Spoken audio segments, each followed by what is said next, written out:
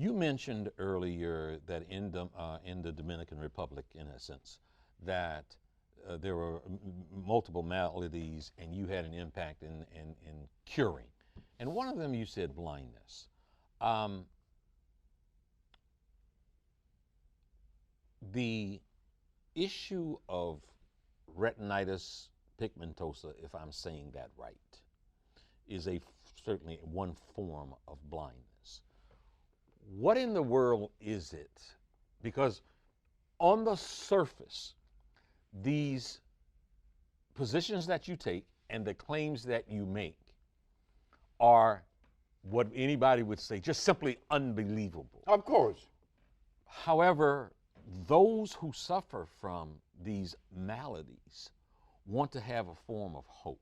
So I would ask you to work with me here and walk me through meeting someone who's blind and what you do to and with them to give them sight. You know, when I was kicked out of Dominica, I didn't know where to go. My wife said to me, let's go to St. Croix. I said, but I don't know anyone in St. Croix. I don't know anything about St. Croix. Mm-hmm. But I went. When I got to St. Croix, everybody in St. Croix just hated me.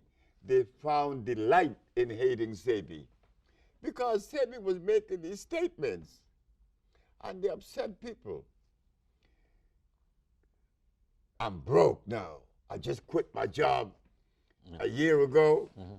And I don't know what to do because the woman kicked me out of Dominica. Yeah. And I spent all my money trying to buy things and a house. So while in St. Croix, things are looking bad. Mm. Okay. I got to call my brother to borrow some money. Mm-hmm. So one day, my wife said to me, I want you to go to the supermarket and buy the food for the children. We got the last $200. When I got to the supermarket, on my way out of the cash register, somebody in line in the back said, Dr. Sebi, I want to thank you for curing my husband. I said, ma'am, I have not cured anyone in St. Croix. No, you cured him in Dominica. He was blind. I said, wait, the only blind man that I have ever treated and cured, he's in Los Angeles, Mr. Fredericks. He said, no, you cured my husband. I said, but how could I cure your husband? He was blind and I didn't know it. Yeah.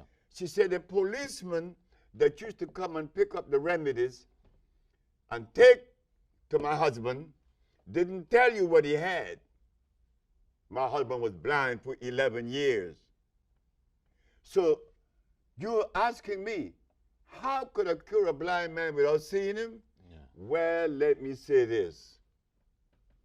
The philosophy of Europe claimed that when you're blind, something wrong with your eyes. The philosophy of Africa says, or the understanding of Africa is, not so. When you're blind, something is wrong with your stomach, your intestines. Mm-hmm. So you clean the intestines, your eyes begin to clear up. This is a science that is unknown in the world. Known or unknown? Unknown. Unknown. Mm-hmm. But it worked for me. Mm-hmm. The other day, a young man named Mr. G, beautiful young man, brilliant young man, said to me, my sister has lupus. Who cures lupus? Nobody. Yeah, no cure. Right. 3 months later, his sister doesn't have lupus anymore. Mm-hmm. I was happy.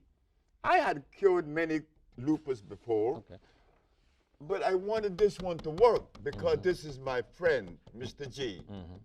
And you know what, Dr. Sebi, I am putting some focus on the issue of this retinitis pigmentosa because I know someone that I am very close to that is 16 years old, a young man. Yes. And very young. He has endured this, and it has it is encroached on him more and more. He's legally blind now. He's leading a extraordinarily productive life, but the lights have pretty much gone out.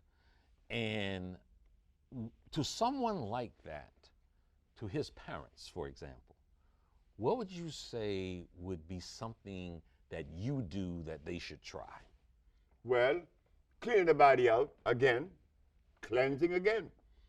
All they have to do is call the office in Los Angeles, and they will send him a package, and an eye wash and a stomach wash. And immediately he will see results. Immediately. You see, as you said earlier, it sounds fantastic.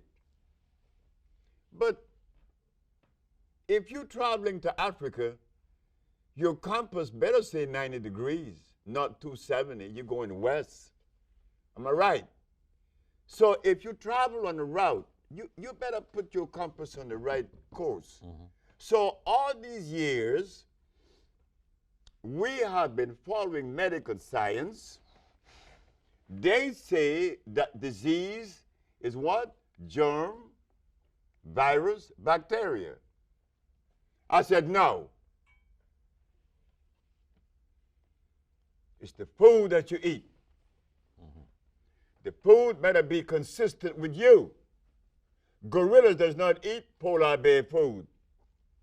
But if the gorilla ever make the mistake and put into its mouth the food of the polar bear, he too would find the diseases that we are finding ourselves with. It happened right here in New York in the zoo. Gorillas in the zoo got diabetes, not in the forest.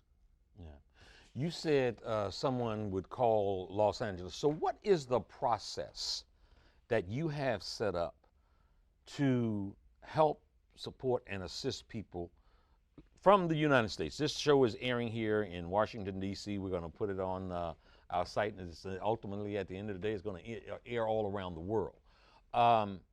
So they would call Los Angeles. Los Angeles.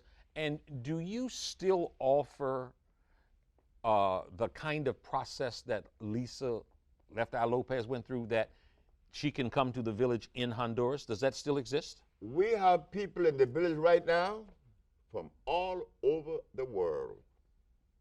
We have a Russian woman there from Vladivostok. We have a man there from Germany. They're inviting me to go to Kenya now. They invite me to go to Nigeria. They invite me to go to many, many, many places. There are many people there. We offer the same service. I'm always open. That folks can come to your place now. Of course. Yeah. And it's a beautiful village. A beautiful village that I built over the years with the help of these wives that no longer with me. That don't love you no more. You know. So let me ask you, we have 1 minute left in this yes, show. Sir. In that 1 minute, if you could talk to my audience and tell them your parting words to live a healthier life, you would say what? My parting word would be this. Make sure that whenever you put something in your mouth, that something is going to complement you, and that it's going to serve you well. It's going to support your nervous system. Because if you don't, you will find yourself stressed. Not only are you going to find reasons to dislike me, you're going to dislike yourself. Glucose is the greatest enemy that you could ever be faced with. Avoid it. Because the one thing you want to do is to love. And that love should begin with you. Once you love you, you love the whole world. It's easy. It's delicious to love everybody and everything. There's no better note to end on. Dr. Sebi, thank you so much for joining us. Thank you for inviting me. Yes, folks, I had to have this man here.